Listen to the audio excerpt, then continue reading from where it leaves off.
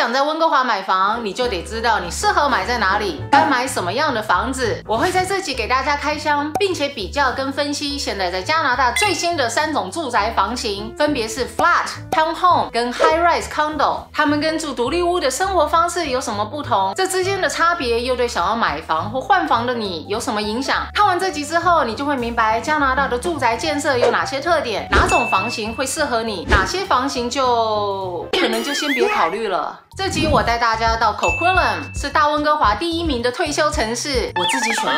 今天很开心接受加拿大知名建商 Anthem 的邀请，来给大家开箱他们最新的建案，分别位在 Burquitlam 区的 Dwell， 有 Flat 跟 Townhome 2种房型，这2种房型我都会带大家去看。另一个是在南 Coquitlam 的高楼公寓，叫 SoCo， 从 Studio 房型到3房都有。这2个建案我当初看到的时候，第一个反应就是哇，地点选得真好。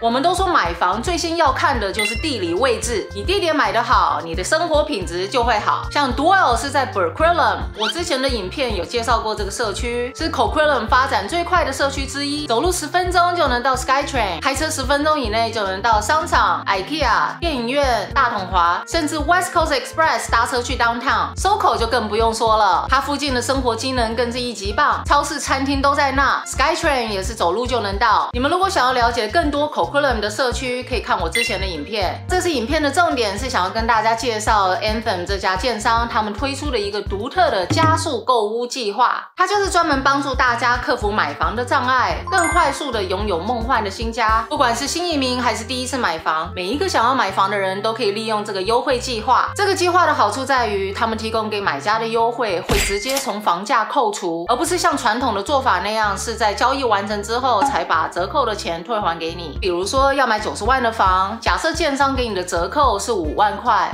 那实际的成交价就会是85万，这样子你需要贷的款就会变得比较少，首付款也是以85万去算，而不是90万。那如果在温哥华买新房的话，就要付5% 的 GST， 也会是以85% 去算，这样就能减轻一些买房的负担了，对吧？定金的部分，他们也可以让你在这方面分期付款。像是买房，我们通常是要先付个5% 的定金嘛，那他们可以比如说先付一半，就是让你先付个2.5%，那30天之内呢，你再付个另外的25%，这方面就可以很弹性。或者你可以像是先付1万块，那剩下的定金呢，就在接下来的2到4个月之内付完。所以这个就可以依照你本身的财务状况来选择适合的付款方式跟时间。入住时间也可以弹性的调整，可以选择立刻搬进去住，或者是跟他们商量延后入住的时间。这种对新移民或者是有租约在身的租户来说，算是非常的友善。因为对正在租房的人来说，你可以先买下来锁定价格，等到租约到期之后再搬进新家，不用同时缴租金又缴房贷。或者如果你正在处理移民或者是签证的事，那你就有这些缓冲的时间，可以再处理其他的事。听到这里是不是有觉得 Anthem 的购屋计划对首购族来说真的是蛮佛心的？因为温哥华房价对现在的年轻人来说真的是变得蛮难负担的。但如果透过这个加速购屋计划的话，会把我们从原本以为负担不起或只能负担小房型的想法，变成有能力可以买得起更大一点的房型了。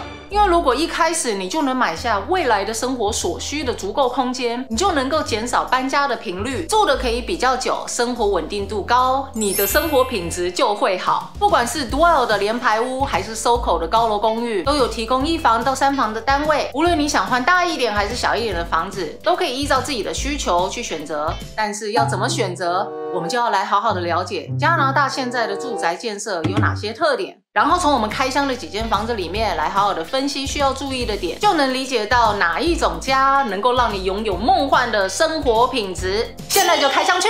好，我们现在来到了 Burquitlam 社区的 Dwell， 然后今天我有特别带一个朋友来跟我一起开箱，这位是 Heidi。Hello， 大家好。这已经在温哥华从事10几年，非常有经验的地产经纪，就是希望以一个专业的地产经纪的身份呢，来给大家多一点的视角，多一点的观点。好，所以我们现在参观的房型是位于1楼的 Flat， 这间的室内空间呢是大约733 square feet， 大约是室内21平，然后室外空间是227的 square feet。如果以平方数来说的话，就是6.5平。特别要说的就是呢，加拿大这边的空间呢是没有包含公设的，或者他是说733的室内空间的话呢，它就是733。可能有些人问说，那阳台跟停车位算不算在这个空间里面？没有，它是另外的。这间的入口呢，朝的是西方，阳光其实是可以非常的充足的。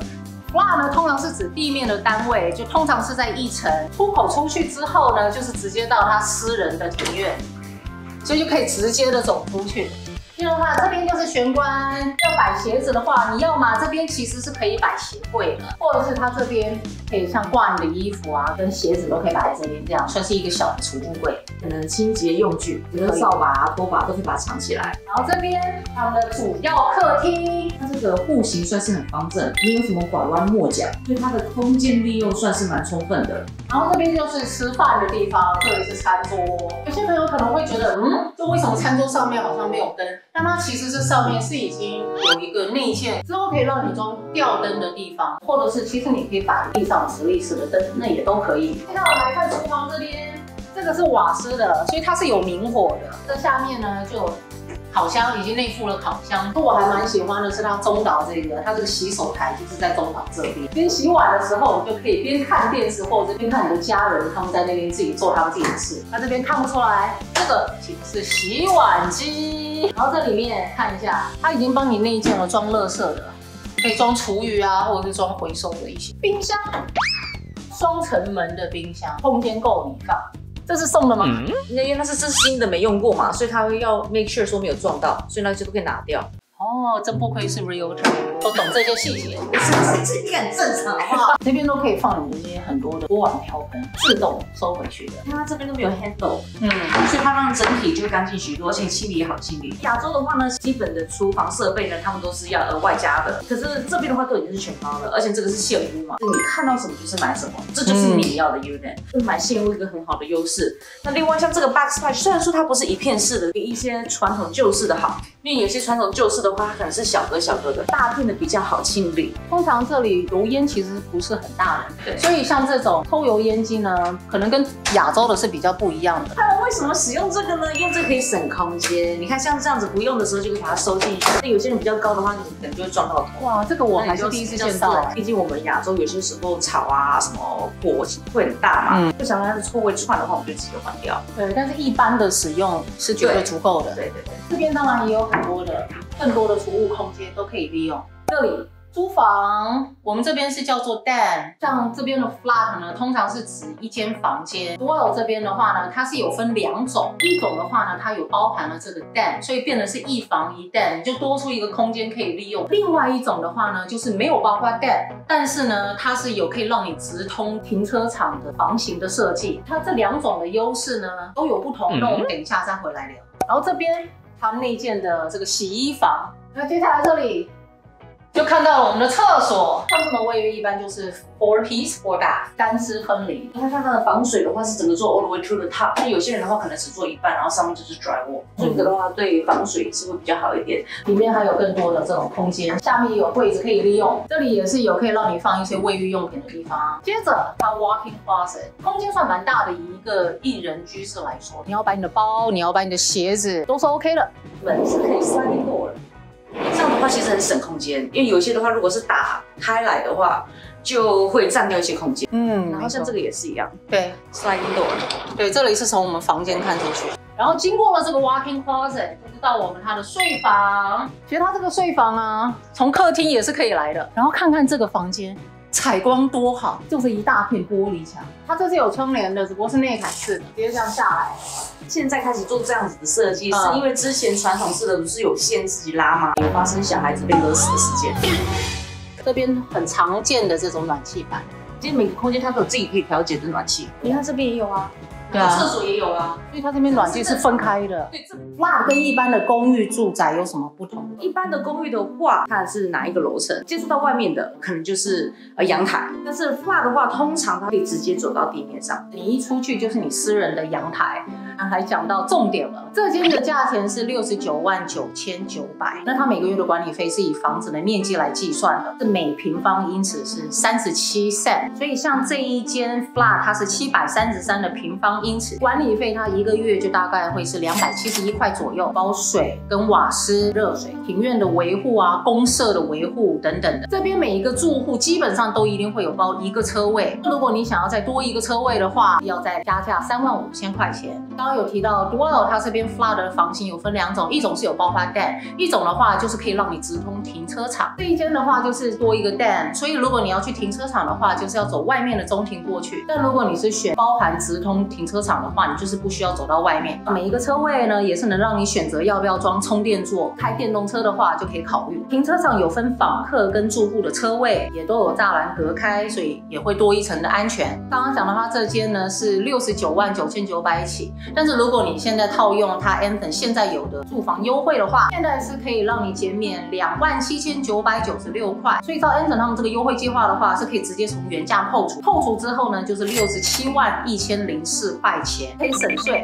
我们温哥华买新房你要付 GST 是5%，那这个5%就是用在67万，而不是69万。定金是5% 的 deposit， 就是35500，你的成本都减少了啦，基本上。那现在我们来讲讲看，什么样的人适合住在这？单身一定最适合，夫妻情侣一定也很适合，尤其是可能不想要有小孩子的话，就算你是真的不小心oops的话，如果你是选这个有蛋的这个房，你至少还有那个房间可以暂时先充当婴儿房，或是 working professional， 就像你讲的，不想生小孩，那他们可能会想要养个宠物啊，所以宠物的话就直接出去上厕所是非常的方便。再就是老年人，可能是 downsizer， 然后他们也喜欢做一些 gardener。不一定啊，你说老年人的话，现在老夫老妻很多人都分房睡了，你这地方其实不够了。这边就像一个很小的家的感觉。有自己的庭院，然后就可以直接出去，你不用进去一个大门，你也不用去给人家挤电梯，你要回家你就可以直接回家。公寓是这样，对啊，对，晚一点我们也会带大家 tour 公寓，但是公寓有公寓的好，公寓是适合不一样的人，等一下我们就会去看。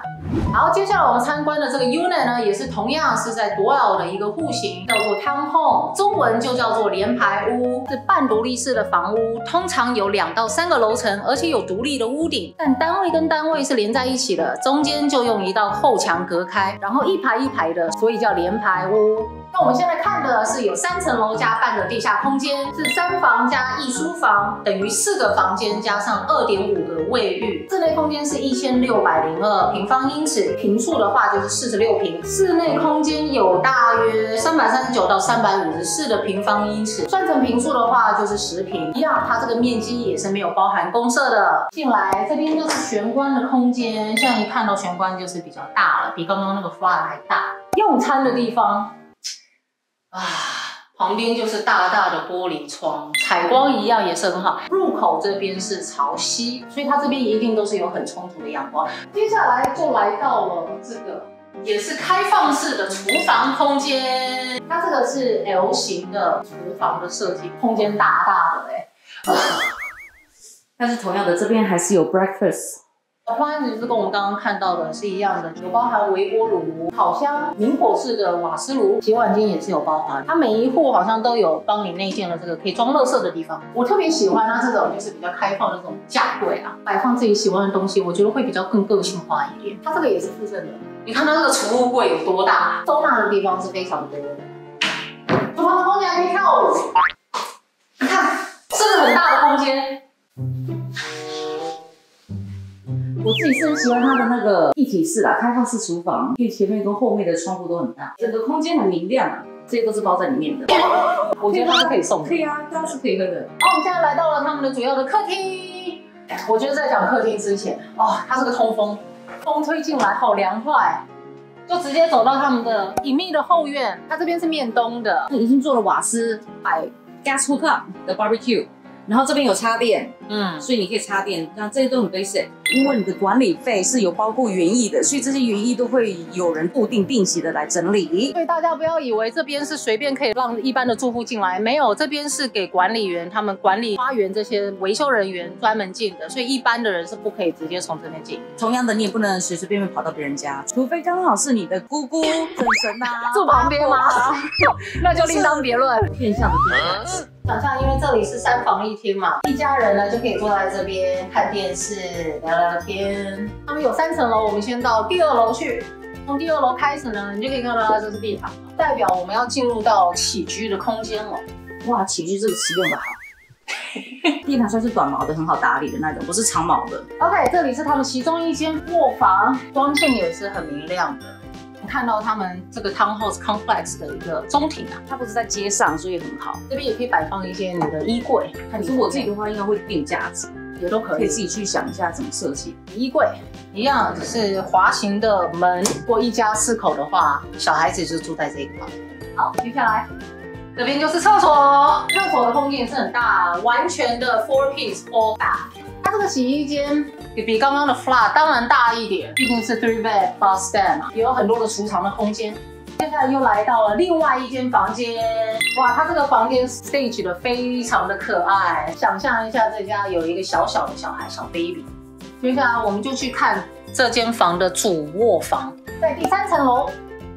一上来马上就先来到这个阳台，专给爸爸妈妈的一个隐秘安静的地方。平常小孩子吵到的不行了，我们就可以躲到这个空间，享受我们的宁静时光啊！嘿，所以这个就是主要的卧房 ，master bedroom。我很喜欢 Anton 他们 staging 的这些设计，干干净净的，但是又很温馨的感觉。这边是朝东，所以你早上睡觉起来，太阳光就迎接你。因为 City Light 的话，你就不用装 floor lamp， 就更节省空间一点。普遍的一些 master bedroom 他们是没有这种，很多的房间他们都没有装这种，就是只有 Anton 他们这家有。现在开始有了，不是只有 Anton 有，只是说 Anton 他们也会比较细心去做到这一点。哇，这个 walk-in closet 女主人会非常的喜欢。它的空间就是很充足啊。如果你跟你另一半吵架了，然后被赶到这边来，你还是有足够的空间给在。不要这么悲观。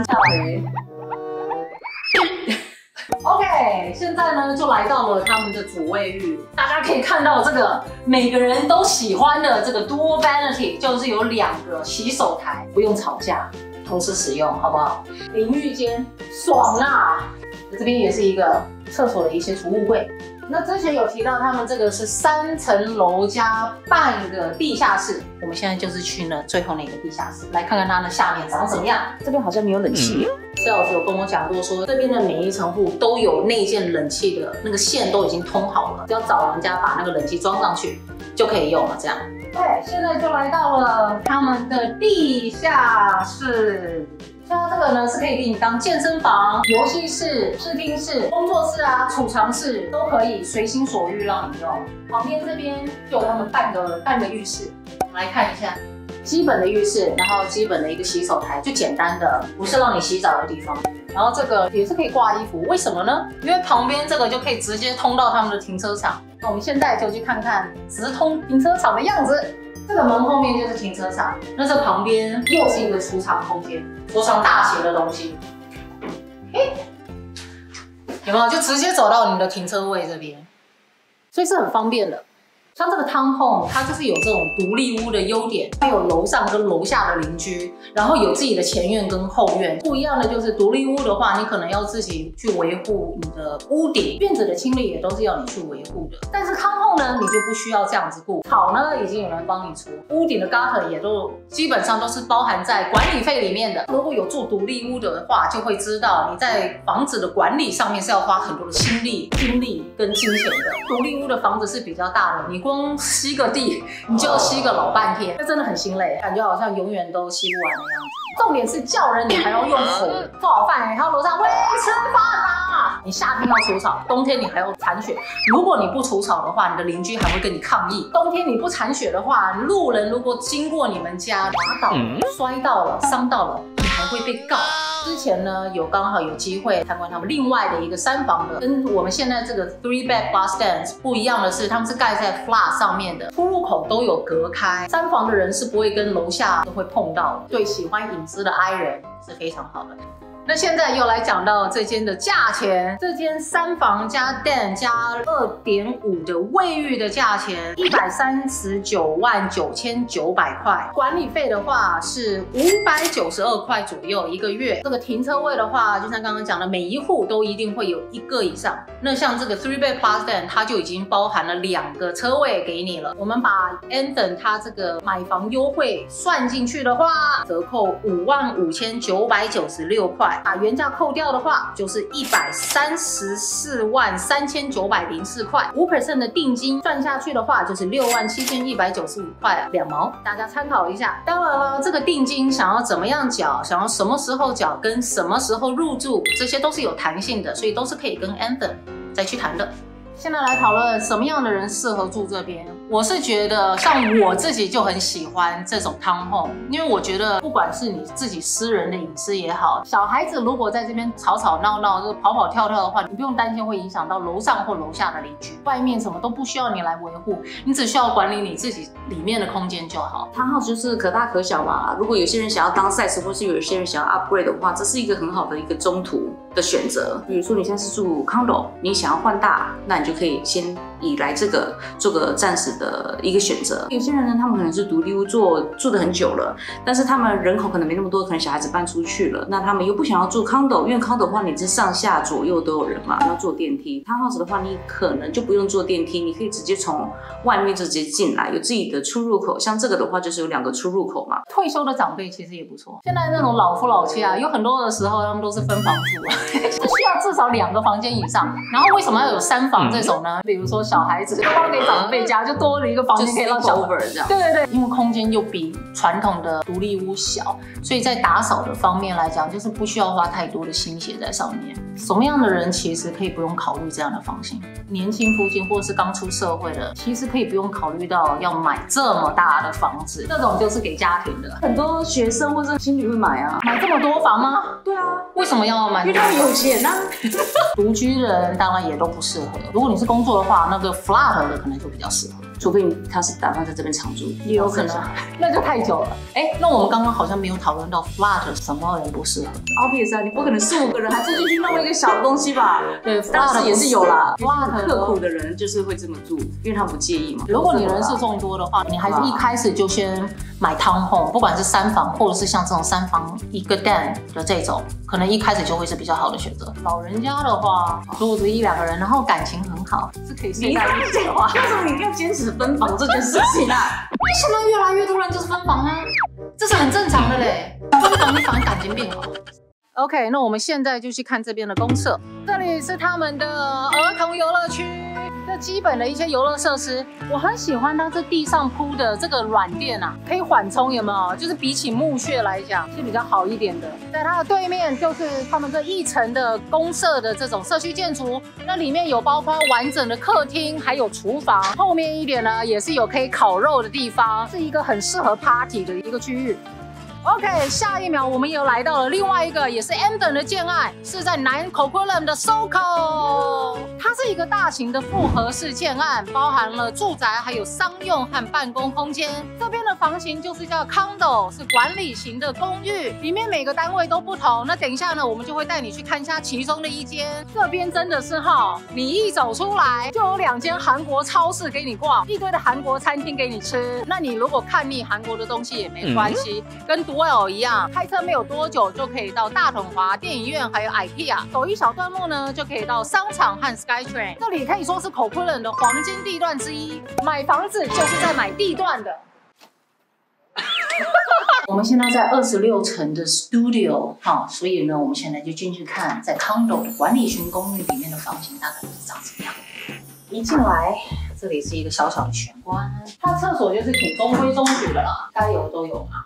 这个它镜子后面就是有很多这种小小的储纳空间，然后它这下面当然了还是有给你更多的这种收纳空间。它这个凹进去是因为它后面这边有管子的，但是它还是很贴心的帮你弄这种tray，可以不同的收纳摆法。然后呢，这里很特别的就是它这边呢是采用1 的冷暖气，所以它是暖气跟冷气都有包含。这个 filter。Strata 是可以给你提供的你 filter 大概每半年就可以换一次，也不会说很贵 ，filter 大概20块，你就自己很简单的就可以装进去了。这个还蛮特别的我没有看过类似这种让你自己换 filter。然后我们这边洗衣机、烘干机都有，好大哦。呀，不错，全新 regular size 不是小型的，对，全新的就是爽。这边也有一个挂衣服的、挂鞋子的地方，可以让你摆。然后跟 town home 一样 ，condo 这边呢也都是开放式的厨房，所以包含这些微波炉啊、烤箱啊、洗碗机，通通一应俱全。现在冰箱很多都是这种隐藏式，做的跟橱柜一样。比起汤烘，因为这空间比较小一点，所以烤箱也稍微小一点，是吧？很可爱啦，迷你可爱。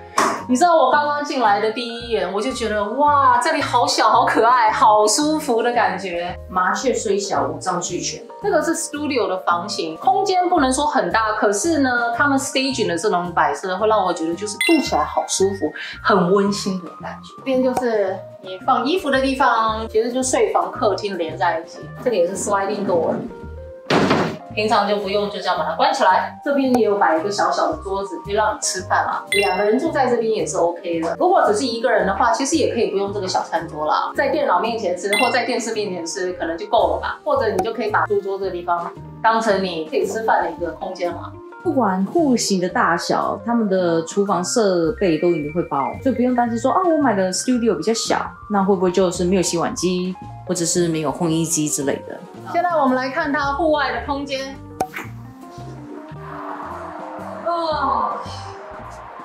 这边景很不错啊，你看旁边你就可以看到highway，可以看到这个整个公社。我们等一下就会下去看 H Mart 在那边，然后 Hanam 在那边，所以有2个韩国超市。然后这边完全的封起来，也是可以有一点隐私的。旁边就是邻居，那边我们就不讲了。大家听看一下外面是不是一堆嘈杂声？应该有了，现在关起来。有没有就很安静，放音的效果还是不错的。像这样子的管理型公寓，公共设施呢会比一般的town home更多出一点，更丰富一点。那我们等一下就带大家去看，像这种公寓啊，是多住户都在同一栋楼，所以像这种管理公寓的建筑，他们用的通常是水泥，不像是town home或者是独立屋或者是 flat 那种，就是用木头的，隔音呢会更好一点，你就不会担心就是可能会吵到旁边。OK， 那现在我们来讲一下这间 studio 这个房型它的价位是在哪？我们现在这个 studio 它面对的方位是北方，朝北的，价钱是488900，这个是原价。管理费的话是1个平方英尺是60 cent 计算。这间的室内的空间总共是436平方英尺，所以乘以60 cent 的话，你看这里。那如果扣除掉了他 Anton 给了这个一开始的折扣优惠的话，是2万块钱，扣掉2万块钱之后就降成468900块，算这个5% 的 deposit 就是23445块。这边每一户都至少有1个停车位。通常呢，在 Market Out 的时候呢，这种 studio 是不可能给你包1个车位或是1个 locker 的，这些你可能都要额外购买。因为现在是买方的市场，所以就连 studio 它会给你1个 parking stall 跟1个 locker 都是 included， 所以你不用再付额外的费用。Parking 他们还说是 EV capable， 所以如果你有电车的话，都可以自己再装。对，那什么样的人适合住这里？不用讲嘛 ，studio 一房本来就是很适合单身的。像如果我没有小孩，我应该也会想要住这种地方。应该至少一个 one bedroom plus a den 吧。我其实可以很简单啊，因为我不需要很多的东西，我有一个小小的空间，我去放我的电脑，做我电脑的工作，其实就很够了。国际学生吧。或者有些人可能住很远，可能也就是 Chilliwack 啊或什么的，他们不上课啊，或者他们想要体验一些城市的生活，所以他们可能就会买这种小小的，就让小孩子住吧。年轻夫妻或者是情侣，其实也都还够住。短期内如果没有想要小孩的话，是都 OK 的。但其实像 SoCo 这个地方，它不是只有这种 studio， 不同的房型都有，所以就是看你个人的风格跟需求，房间的数量不会是问题。我觉得最主要的就是你居住的风格跟你家庭的需求。像这里是复合式的建筑，所以一定会比较热闹一点，人就会比较多。如果你是很怕吵的人的话，你就不要住这里吧，因为这边就是讲求一个方便，不管是公社也好，电梯也好，你一定都会遇到人。但是这里很适合学生跟 working professionals， 或者是有些人他可能想说，哦，我在这边住一段日子看看适不适合。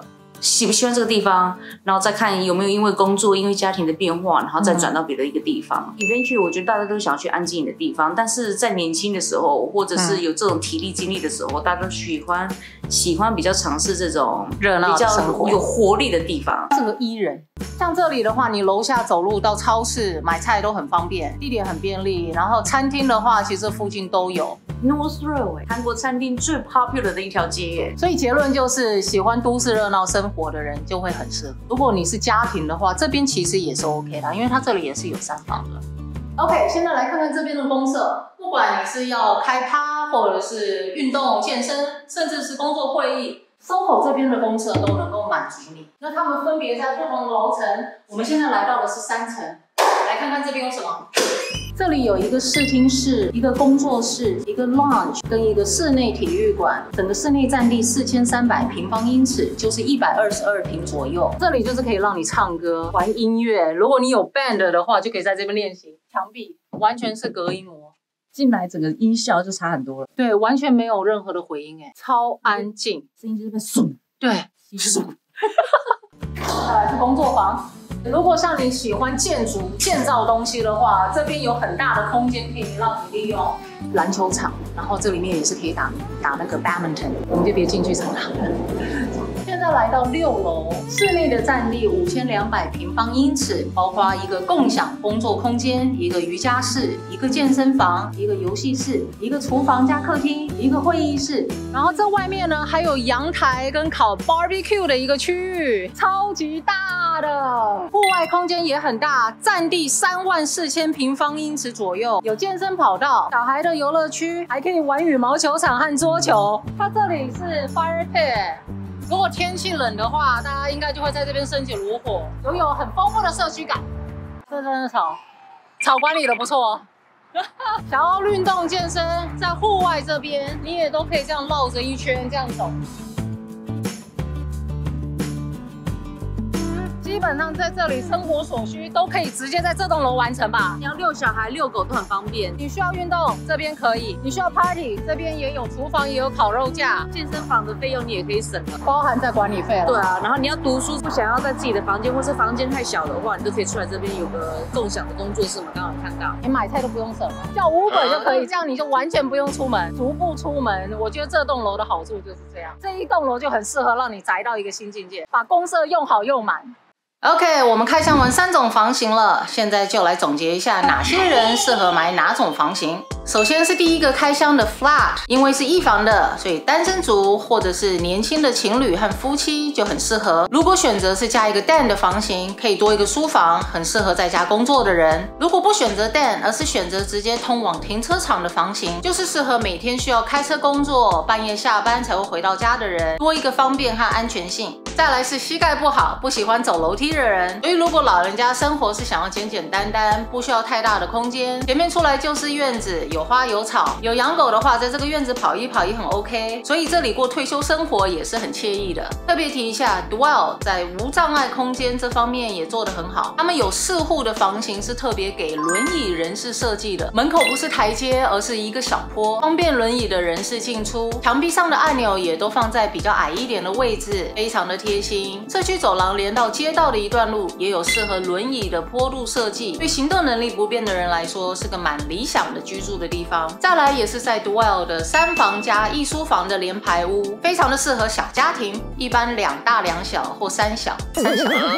有独立屋的优点，但没有大到不好整理，也不需要花太多的精力维护房子四周，也有不错的隐私，而且没有上下的邻居，所以小孩子蹦蹦跳跳也不用担心会不会吵到别人。有自己的前后院，所以有养宠物的话也是不错的。还多出一个书房，在家工作也可以有地方专心，或者你把书房当游戏房、健身房也可以，就是按照你的需求来调整。接下来是 SoCo 的 Studio 房型，我认为适合的族群有单身，尤其是在家工作的人，还有学生，附近交通都很方便，可以去上课，或是那些想要体验城市的生活，先住在这个城市，先看看感觉。情侣或夫妻没有想要小孩的也都 OK。那因为是复合式的管理型公寓，人会比较多，喜欢热闹或喜欢方便性的人群呢，也会喜欢住在这里。其实像我们看的这3种房型，不管是公寓还是联排屋，比起独立屋，都会有相对更强烈的社区感。不管是公社会有的健身房、球场，或是可能屋顶会遇到的漏水或草地维护，这些通通都不需要你去打理。所以如果你是单身也好，情侣也好，小家庭也好，长辈或者是经常外出不在家的人，反正不是独立屋，通通都不需要你去担心维护这件事。也不是说独立屋不好，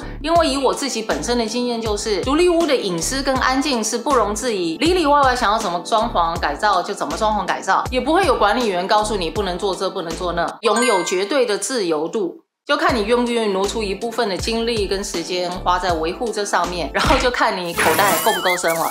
好了，那讲到最后，开箱完了3种梦幻的房子，现在我们就来回到现实面，那就是 Anthem 这个建商建出来的品质究竟是如何。我查了一下 Anthem 可以算是加拿大非常有名气的一家公司，成立超过30年，建造了超过4万多个房子。加拿大跟北美各大的城市都可以看到他们的影子，跨足各类住宅到商业大楼，经验还算老道。那我在和这家公司合作之前呢，有先做功课，看他们的信誉是如何，问了我的地产经纪朋友，还有网络上给他们的评价，整体来说都是不错的。所以综合以上的几点，我觉得这家建商做出来的品质跟水准应该是不赖的。所以如果我今天要买房子的话，我应该就不会在这方面有太多的疑虑。所以如果最近有想要买房，或者是未来有想要换房的计划的话，可以考虑好好利用 Anthem 他们这家的加速购物计划，把折扣直接从售价中扣除，减少贷款跟缴税的压力，并经分期付款，选择适合你的付款时间跟方式，还有提前锁住售价优惠，可以延后入住，给你时间上的缓冲。买房不再是小资首购族的困难，让你跳脱只能买最低入门房型的限制，实现拥有一个适合长期生活之家的梦想。